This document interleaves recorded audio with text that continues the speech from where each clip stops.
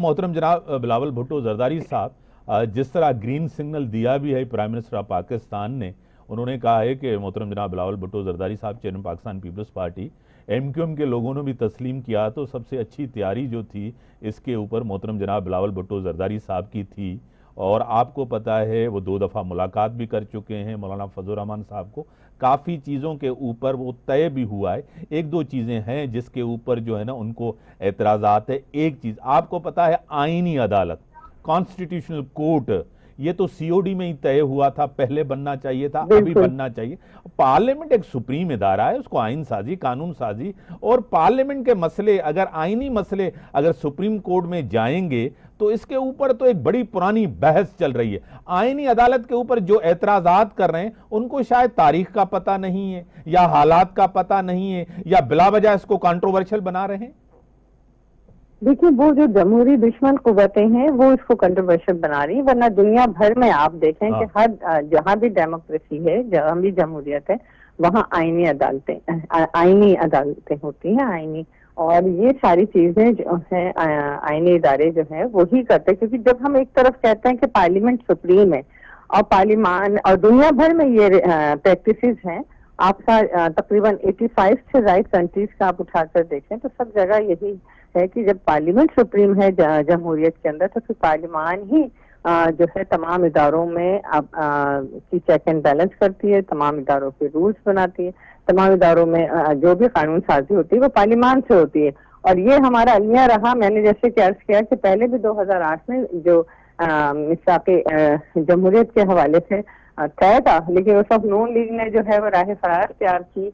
और अब भी जो है आप देखें कि वो लोग जो चाहते हैं कि शायद अदालतें हमें like dislike pick and choose वाली सिस्टम है और वो फेवरेटिज्म का शिकार हो जाते हैं। तो आप ये तो सबको नजर आ रहा है कि क्या हो रहा है इस वक्त। तो कम से कम गैर जानिबदाराना अदालतें हों, गैर जानिबदार हों, और जजिस का हमेशा, इसीलिए उनको इतनी इमारत, इतनी तनख्वाहें, हर चीज दी जाती है कि वो गैर जानिबदार होकर फैसले करें। लेकिन आप देख रहे हैं कि बड़ी बदकिस्मती से इस वक्त जो कुछ हो रहा है, मैं इस तरफ जाना नहीं चाहती, लेकिन अच्छा नहीं हो रहा है, क्योंकि जब पिक एंड चूज और लाइक डिसलाइक वाली पॉलिसी आती है तो उसमें फिर जो है आपका अदालती निजाम वो तजब्जुब का शिकार हो जाता है और वो एक सवालिया निशान बन जाता है। आप खुद देखें कि अदालतों में कभी भी ऐसा नहीं, अब एक तरफ आपके 53,000 केसेस जो है वो पेंडिंग के अंदर हैं, और दूसरी तरफ जो है आप ये कहते हैं कि नहीं जी इस तरह नहीं होना चाहिए, फिर उनका कोई चेक एंड बैलेंस नहीं है। अब चेक एंड बैलेंस के लिए इस तरह के इदारे बनाने बहुत जरूरी है। आप नेशनल असेंबली में हैं और आप जमहूरियत को समझती हैं, पार्लियामेंट को समझती हैं, सब चीजें अपनी जगह। आपको पता है कि बानी पीटीआई ने जो किया वो तारीख में किसी ने नहीं किया। एक चीज उन्होंने पाक आर्मी के ऊपर और पाक फौज के ऊपर, कौमी फौज के ऊपर, मैं तो कहूंगा रियासत के ऊपर, पाकिस्तान के ऊपर, ये कौम के ऊपर हमला था जो उन्होंने किया।